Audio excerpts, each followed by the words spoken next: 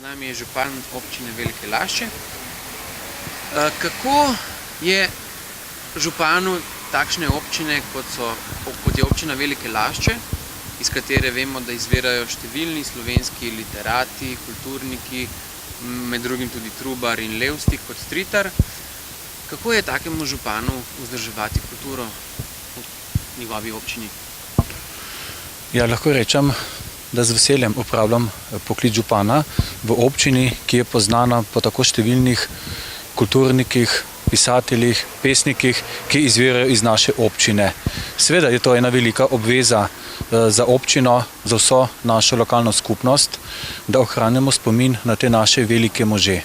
In lahko s ponosom povem, da v našej občini delujeta dva kulturna društva, ki že nekaj let to domače iz Velikih Lašč, Kult Primož Trubar pa že desetletja, gojijo našo ljubiteljsko kulturo, prirejajo vsako leto primerno igro in s tem ohranjajo našo kulturno dediščino, kot sem že omenil, po kateri smo tako ponosni. Je današnja predstava morda malo bolj futuristična za te kraje? Ne bi rekel tako, kajti v naših krajih gojimo to ljubiteljsko kulturo in prav ta domače društvo je znano, da s svojimi igrami tudi preseneča, da ne igrajo samo nekih ljudskih iger, ampak tudi na nekem višjem, na nekem drugem nivoju. In prav današnja igra, današnja predstava Veselje do življenja je ena takih, ki ti da tudi malo zamisliti. In vesel sem, da se tudi v neki taki, rekel, mehni po številu prebivalcev občini, vendar bogati, veliki po naši kulturni dediščini, da se ojunačijo in sprejmejo izziv dramaturgov po taki zahtevni igri, kot je bila nocojšnja. Med vrstami smo videli veliko otrok. Ali ste se morda tudi vi v kakšnem trenutku malo vrnili v kakšna zgodnejša leta vašega življenja?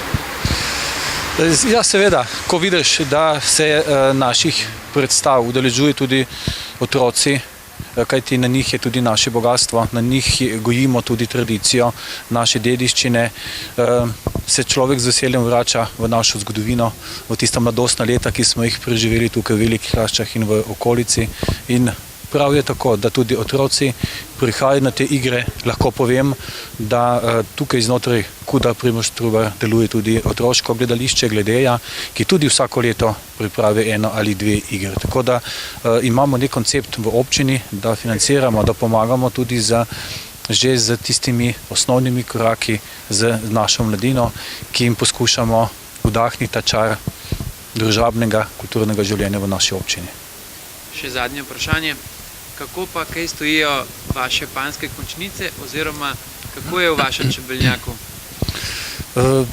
V mojem čebelnjaku je zelo živahno, kajti čeprav sedaj v tem času ne bi smelo biti, kajti zima je tista, ko bi morale naše čebelice lepo počivati, ampak glede na to milo zimo, ko se je tudi sonce zelo posijalo v naše kraje, so čebelice že začele letati ven in glede na število teh izletov pričakujem, da bo tudi v letošnjem letu bogata letina in z veseljem vas bom povabil na prvo točenje medu v osamosvojitvenem čebelnjaku.